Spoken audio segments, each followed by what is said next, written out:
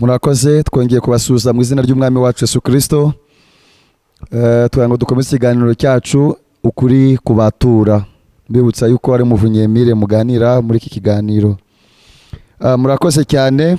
Ubushize twari twagarukiye aho twabonye ko muri iyi minsi yacu ya nyuma tugomba kuba dufite umuhanuzi, kandi twabonye ko gukora kw'Imana ari uko nguko, ari uko hagomba kuba hari umukozi wayo ku isi kugira ngo umuntu yoroherwe abashe kumenya ibyo Imana ishaka kandi agendere n'Imana uko bikwiye. Ubu rero turaje kugira ngo turebe ko twabigaragaza dukoresheje ibyanditswe byera, niba koko muri iyi minsi yacu ya nyuma ari byo koko dukwiye kubona umuhanuzi. Murakoze cyane. Mbere yuko tujya mu bindi byanditswe, duhereye mu byahishuriwe Yohana igice cya 2 tuhabona amatorero 7. Ni ukuvuga ngo hari itorero rya Efeso, itorero rya Simuruna, itorero rya Perugamo, itorero rya Tuatira, itorero rya Sarudi, itorero rya Filadelfiya ndetse n'itorero rya Laodikiya. Ayo matorero uko ari 7, buri torero rifite umumarayika waryo. Ndagira ngo twese tuzi neza ko turi mu gisekuru cya Laodikiya. Laodikiya rero nayo ifite umumarayika wayo, mu yandi magambo intumwa yayo. Aho niho duhera, kuko ari amatorero 7 yo muri Aziya yashushanyaga ibihe 7 isi izitwara bisa n'ari amatorero. Ni ukuvuga ngo iki gihe cyacu cya nyuma rero gisoza isi yacu, turi mu gihe cya Laodikiya. Icyo gisekuru cya Laodikiya kigira marayika wacyo cyangwa intumwa yacyo. Uwo mumarayika wacyo niwe ntumwa yacu ya nyuma turiho tuvuga muri iyi minsi yacu ya nyuma. Icyo ni cyanditswe cya mbere, kiboneka muri byahishuriwe Yohana igice cya 3 umurongo wa 14, avango wandikire marayika w'itorero rya Laodikiya uti. Laodikiya igira umumarayika. Umumarayika bisobanuye intumwa. Mbega iki gisekuru gifite intumwa yagitumweho, ifite ni Uwiteka avuga, ifite ubutumwa bw'Uwiteka ku bantu bo muri iki gisekuru. Undi murongo wa 2 twashobora kureba hamwe ni muri Maraki. Umuhanuzi Maraki yavuze iby'iminsi yacu ya nyuma, iby'iyi minsi y'imperuka. Ndagira ngo mutege amatwi mwumve. Maraki igice cyaho cya nyuma cya 3 muri Bibiliya zacu z'igifaransa ari igice cya 4.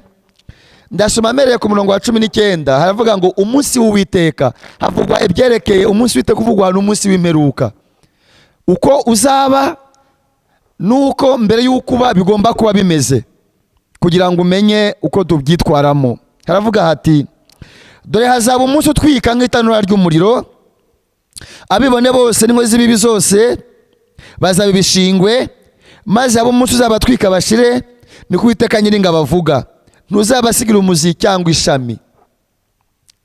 Ariko mwebweho abubaha izina ryanjye, izuba ryo gukiranuka rizabarasira rifite gukiza mu mababa yaryo, maze muzasohoka mu kiragire nk'inyana zo mu kiraro, kandi muzarebatira abanyabyaha hasi, bazabiva munsi y'ibirenge byanyu ku munsi nzabikoreraho, niko Uwiteka Nyiringabo mvuga.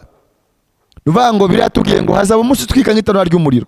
Isi ya mbere yarimbuwe n'amazi y'umwuzure, ariko iyi ya 2 biravuga ngo ni umuriro utwika umeze nk'itanura. Uzatwika abantu bose, inkozi z'ibibi n'abibone bose bazashya bashire, niko Uwiteka avuga. Ngo ntuzabasigira umuzi cyangwa ishami. Ni ukuvuga ngo umuzi biravuze ngo ntibazagira urwibutso, ntibazibukwa ukundi. Ishami biravuze ngo ntibazongera gushibuka, bizaba birangiye. Ariko irambwira navuga hepfo ngo ariko mwebweho abubaha izina ryanjye, mwebwe abasenga mukunda Imana, icyo gihe izuba ryo gukiranuka rizabarasira rifite gukiza mu mababa yaryo, maze muzasohoka mu kiragire nk'inka zo mu kiraro. Iryo zuba rivugwa siringiri rirasira tureba risanzwe rirasirazuba, iri naryo ni izuba. Ariko iryo Bibiliya itubwiye rizaturasira, ni ukuvuga ngo tuzabona umucyo, tuzabona ubutumwa, tuzabona intumwa ituzaniye umucyo uzatunezeza tukishima tugakinagira nk'inyana zo mu kiraro. kugira ngo dushobore kurokoka uwo muriro w'itanura. Mwumva uko hepfo havuga, nimwibuka amategeko y'umugaragu wanjye Mose, ayo namutegekeye i Horebu, yari ay'Abisirayeli bose, yari amategeko n'amateka. Mutega amatwi cyane aha. Dore nzaboherereza umuhanuzi Eliya, umunsi w'iteka ukomeye kandi uteye ubwoba utaragera. Uwo niwe uzasanganya imitima y'abana n'iyabase, kugira ngo ntazaza kurimbuza isi umuvumo. Wa muriro uzatwika iyi si mbere y'uko ugera. Uwo munsi ukomeye kandi uteye ubwoba w'Uwiteka mbere y'uko ugera. Njyewe Uwiteka nzaboherereza umuhanuzi Eliya. Aho wari uri bari kuvuga ngo haleluya. Ni isezerano ryiza. Niba hari inkuru nziza, iyi ni inkuru nziza. Mbere y'uko kurimbuka kubaho, mbere y'uko umunsi w'Uwiteka ukomeye kandi uteye ubwoba ugera, njyewe Uwiteka nzaboherereza umuhanuzi Eliya. Azaba azanywe n'iki? Afite umurimo wuhe? Uwo niwe uzasanganya imitima y'abana n'iyabase, kugira ngo ntazaza kurimbuza isi umuvumo. Gusanganya imitima y'abana n'iyabase bivuze iki? Birasobanuye ngo azagarura kwizera kwacu twebwe abana kongere gusa n'ukwizera kwa ba data. Ba data mu kwizera ni bande? N'andi magambo, ni bande bazanye kwizera? Ni intumwa. Biravuga ngo twubatse ku rufatiro rw'intumwa n'abahanuzi. Nibo batuzaniye kwizera kuzima, kwizera k'umwimerere. Abo nibo bitwa ba data mu kwizera. Rero umuhanuzi Maraki yari yarangije kubona kuko umuhanuzi aba ari ikizu, areba ibintu bitari byaba. Imyaka 2000, imyaka 4500, ibizaba akabireba akabivuga. Hanyuma yarebye ko mu minsi ya nyuma kwizera kwa ba data tuzagutakaza. Mbega yahuje imboni na Yesu, kuko Yesu nawe yarabwiye intumwa ngo umwana w'umuntu nagaruka azasanga kwizera kukiri mu isi. Kuko bari babonye yuko kwizera kwa data, kuriya kwizera ba data baduhaye kuzatakara. Ariko Imana yadusezeranyije ngo mbere y'uko umunsi w'Uwiteka ukomeye uteye ubwoba ugera, nzawohereza umuhanuzi Eliya. Uwo niwe uzagarura imitima y'abana kuyabase, niwe uzagarura kwa kwizera kw'intumwa kwari kwaratakaye. Mbere y'uko mbabwira uwo ari we, nawe urabibonye yuko mbere y'uko imperuka iba tuhasezeranijwe umuhanuzi Eliya. Mu gisekuru cya Laodikiya wabibonye yuko tuhasezeranijwe umumarayika w'icyo gisekuru, intumwa y'icyo gisekuru. Haleluya. Nk'uko isi ya mbere ifite Nowa, bafite Mose, natwe muri iyi minsi yacu ya nyuma dufite umuhanuzi usezeranirwa agomba kuza kandi akatuzanira ukuri, tukongera gutunga kwizera kwa ba data. Rero inkuru nziza dufite nuko uwo muhanuzi yabonetse, nuko twamubonye ari we ufite ubutumwa butegura umugeni, buhuza umuntu n'Imana. Nawe ubwe yakunze kubivuga ati, ntabwo nabwirije ubutumwa bwo kubaka idini ngo nzane abantu inyuma yanjye cyangwa mbazane mu rusengero rwanjye. Atoya, ati nabwirije ubutumwa buhuza umuntu n'Imana. Twabonye umuntu, umuhanuzi w'Imana uhuza abantu n'Imana. Nk'uko twabibonye mu mavideo abanza yuko kugira ngo ubone Imana bisaba kubona ikiraro cyangwa umuhuza. Haleluya. Ari we muhanuzi. Muri iyi minsi yacu ya nyuma rero yarabonetse umuhanuzi Eliya. Uwo murimo wa Eliya wasohoreye mu murimo udasanzwe w'umuhanuzi w'Imana William Marion Branham. William Marion Branham niwe muhanuzi Eliya twasezanijwe muri iyi minsi yacu ya nyuma, ugomba kuza muri iyi minsi yacu akatuzanira ubutumwa butegura umugeni, butanga igisubizo cy'isi cy'uyu munsi. Ushaka kurokoka umunsi w'Uwiteka ukomeye, yizera ubwo butumwa bwa Eliya. Wavuga uti se none ko Bibiliya tubwiye Eliya, wowe Branham umukuye he? Urabihuza ute? Muri Bibiliya yacu harimo amagambo tugomba gusobanukirwa. Natwe twagira ubuntu bwo kwakira uwo muhanuzi adusobanurira Bibiliya itubera igitabo gishya, itubera igitabo tutari duswize kandi tuba tugisanganywe. Usomye Abami ba mbere igice cyaho cya 18 uhereye ku murongo wa 41 ndageza kuri 43, umva uko havuga. Maze Eliya abwira Ahabu ati, haguruka ufungure kuko numva haza kugwa imvura y'impangukano. Nuko Ahabu arazamuka ajya gufungura. Eliya nawe arazamuka ajya mu mpinga y'umusozi w'i Karumeli, yicara hasi yubika umutwe mu maguru. Abwira umugaragu we ati, zamuka witegereze ku nyanja. Arazamuka aritegereza, arahaguruka aravuga ati, ntacyo mbonye. Amubwira gusubirayo agira 7. Agezeyo ubwa 7 aravuga ati, dore mbonye igicu gito kingana n'ikiganza cy'umuntu kiva mu nyanja. Yaramubwiye ati, jya kureba ku kagezi urebe hejuru umbwire.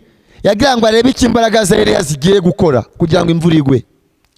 Bwa mbere ati ntacyo mbonye, bwa kabiri ati ntacyo mbonye, ku nshuro ya 5 nako ku nshuro ya 7 ati mbonye ikiganza, igicu kimeze nk'ikiganza cy'umuntu. Umuhanuzi Branham dusobanura ko ibyo ashaka kuvuga yuko umwuka wa Eliya wagombaga gukora ku isi inshuro 5 nk'intoki ziba ku kiganza cy'umuntu ari 5. Ni ukuvuga ngo Eliya ntabwo ari wa wundi wita Ishubi gusa, tugomba no kubona abandi ba Eliya. Kandi iyo Bibiliya ihamirije ikintu, umukunzi w'Imana wese aravuga ngo amen. Eliya wa mbere tubona rero n'uyu Eliya wita Ishubi na Ahabu babayeho, twese tuzi inkuru ze. Igihe cyarageze arananirwa, Imana iramusarura, azamurwa ku magare n'amafarashi. Ariko mbere yuko azamurwa yari afite uwo babanaga, Imana yaramutumyeho witwaga Elisa. Elisa yagendaga ashaka kuri Eliya gusigarana ziriya mbaraga ze, kuko imbaraga z'umukozi w'Imana ntabwo ziba mu mitsi y'amaboko ye cyangwa mu magufa agize igikankaki.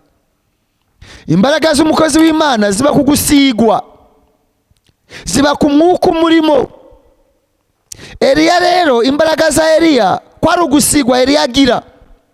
Elisa warushanyaga itorero yahoraga yitegereza Elisa ashaka kuzaragwa, kuzakira ziriya mbaraga za Eliya. Bavana i Gilugari, bajyana i Beteli, bajyana i Yeriko, bagera kuri Yorodani. Ageze kuri Yorodani abwira Elisa ngo, nsaba icyo ushaka nkiguhereze ntaragukurwaho. Undi amubwira ngo, ndaga imigabane 2 y'umwuka wawe. Ndamubwira ati, unsabye igikomeye, ariko nunyitegereza ngigukurwaho birakubera uko ubivuze. Ako kanya aramwitegereza koko. Haleluya. Amagare n'amafarashi byaka umuriro by'Imana biramanuka. Eliya azamuka muri serwakira. Ako kanya umwitero wa Eliya uza kuri Elisa. Haleluya. Kwa gusigwa Eliya yari afite, wa mwuka wa Eliya aza kuri Elisa. Kuko Eliya si izina papa na mama bakwita. Eliya ni izina ry'umwuka, ni izina rya onction. Eliya ni umwuka wa Kristo ubukuriho. Uwo gusigwa kuje kuri Elisa, ako kanya Elisa yahindutse Eliya wa 2. Kuko muri Eliya kugusigwa kwakoze ibitangaza 8, kuko kwagomba gukora ubwikube 2 muri Elisa. Muri Elisa uko gusigwa kwakoze ibitangaza inshuro 16. Wakoze 15 ariho, icya 16 cyakozwe yarapfuye ubwo abantu bari bagiye gushyingura b'Abisirayeli umuntu wabo. Bageze mu nzira bikanga igitero cy'ingabo, maze barahunga bajugunya wa munumbi ku magufa ya Eliya nako ya Elisa. Umwuka wa Eliya wari ukiri kuri Elisa. Ako kanya iyo ntumbi irazuka. Cyari igitangaza cya 18 kugira ngo byuzure ubwikube 2 bw'umwuka wa Eliya. Eliya wa 3 rero reka tumusome. Eliya wa 3. Haleluya. tujye muri Luka igice cyaho cya mbere cya Luka, ndahera ku murongo wa 15 ngeze ku murongo wa 17. Mwumva ukuntu havuga, cyangwa mbere ku murongo wa 11. Maze marayika w'Umwami Imana amubonekera ahagaze iburyo bw'igicaniro cy'imibavu. Zakariya amubonye arikangagira ubwoba, ariko marayika amubwira ati witinya Zakariya, kuko ibyo wasabye byumviswe. Umugore wawe Elizabeti azakubyarira umuhungu, uzamwite Yohana. Azaba mukuru, azakubera umunezero n'ibyishimo, kandi benshi bazanezerwa kuvuka kwe, kuko azaba mukuru imbere y'Umwami Imana. Ntazanywa vino cyangwa igisindisha cyose, kandi azuzwa umwuka wera ahera akiva mu nda ya nyina. Benshi mu Bisirayeli azahindukira ku Mwami Imana yabo, azagendera imbere yayo mu mwuka n'ububasha bya Eliya, asanganye imitima ya base n'iy'abana. N'abatumvira Imana azayobora mu bwenge bw'abakiranutsi, ngo ategure ubwoko bw'abatuganijwe Umwami Imana. Mwabibonye Yohana, umwuka w'Imana muri Zekariya arahanuriye Zekariya ngo uwo mwana agiye kuzabyara mu zabukuru azagendera imbere y'Imana mu mbaraga n'ububasha bya Eliya, agarura imitima ya base ku y'abana. Twese tuzi icyo Yohana Umubatiza yakoze. Yazanye imitima ya base, Abayuda, abo ngabo ngo abagarure bizere ubutumwa bw'intumwa. Kuko ufashe ba Zekariya ugafata ba Yosefu na rya torero ry'Abayuda, intumwa zari abana babo, yagomba kuzana imitima y'abana ku y'abase, nako imitima ya base ku y'abana. Kandi nicyo Yohana yakoze. Yohana uyu rero yari Eliya. Twihuse ngana ku musozo muri Matayo igice cyaho cya 17 umurongo wa 13 tubona Yesu ahamya ko Yohana yari Eliya. Matayo 17 umurongo wa 10. Abigishwa be baramubaza bati ni iki gituma abanditsi bavuga bati Eliya akwiye kubanza kuza? Bari baramenye ko Yesu agomba kuza, Eliya amubanjirije. Arabasubiza ati ni ukuri ko Eliya akwiye kubanza kuza akagarura byose akabitunganya. Ariko ndababwira yuko Eliya yaje ntibamumenya, ahubwo bamubwira uko bashaka, n'Umwana w'umuntu niko bazamugira. Nuko abigishwa bamenya yuko ababwiye ibya Yohana Umubatiza. Yohana Umubatiza yari Eliya, nubwo se na nyina bamwise Yohana, ariko gusigwa yari afite umwuka wari umuriho, wari umwuka wa Eliya. Uwo ni Eliya wa gatatu. Matayo igice cyaho cya 11 umurongo wa 11 kugeza kuri 14 turahabona indi nshuro Yesu ahamya ko Yohana ari Eliya. Haravuga ati 11 Matayo, ndababwira ukuri yuko mu babyawe n'abagore hatigeze kubaho umuntu uruta Yohana Umubatiza, ariko muto mu bwami bwo mu ijuru aramuruta. Uhereye ku gihe cya Yohana Umubatiza ukageza none, ubwami bwo mu ijuru buratwaranirwa, intwari zivugishwamo imbaraga, kuko abahanuzi bose n'amategeko byahanuwe kugeza igihe cya Yohana Umubatiza. Umurongo wa 14 mutega amatwi mwumve. Kandi niba mushaka kubyemera, niwe Eliya wahanuwe ko azaza. Ufite amatwi yumva niyumve. Haleluya. Ndagira ngo uteze amatwi umvise ko Eliya atari wa wundi wita ishubi wenyine, na Elisa yari Eliya, na Yohana Umubatiza ni Eliya, ariko uwo ni uwa gatatu. Kandi Yohana Umubatiza yari Eliya ugomba kuzana imitima ya base ku y'abana. Abayahudi ubagereranije n'intumwa, Abayahudi bari abana babo, ariko twebwe utugereranije n'intumwa, intumwa ni ba data. Niyo mpamvu twabonye muri Maraki yavuga ngo nzawereza umuhanuzi Eliya, umunsi wo gukomeka utebwe utaragera, uwo wazagarura imitima y'abana ku y'abase. Kuko tugereranije n'intumwa, intumwa ni ba data, twe tukaba abana. Rero Braname niwe wari ufite umwuka wa Eliya bwo gusigwa kutugarura ku ntumwa, kugarura ubutumwa bwacu ku ntumwa. Tuzaza kubibona ubwo butumwa ubwo ari bwo abo ba data kwizera bari bafite gutandukanye n'ukuriho muri iyi minsi. Urakoze muri data udutegeye ubutumwa amatwi. Uku ni ukuri kubatura, uzakumva azabasha kubatuka. Biravuga ngo muzamenye ukuri kandi ukuri kuzababatura. Imana ibaha umugisha.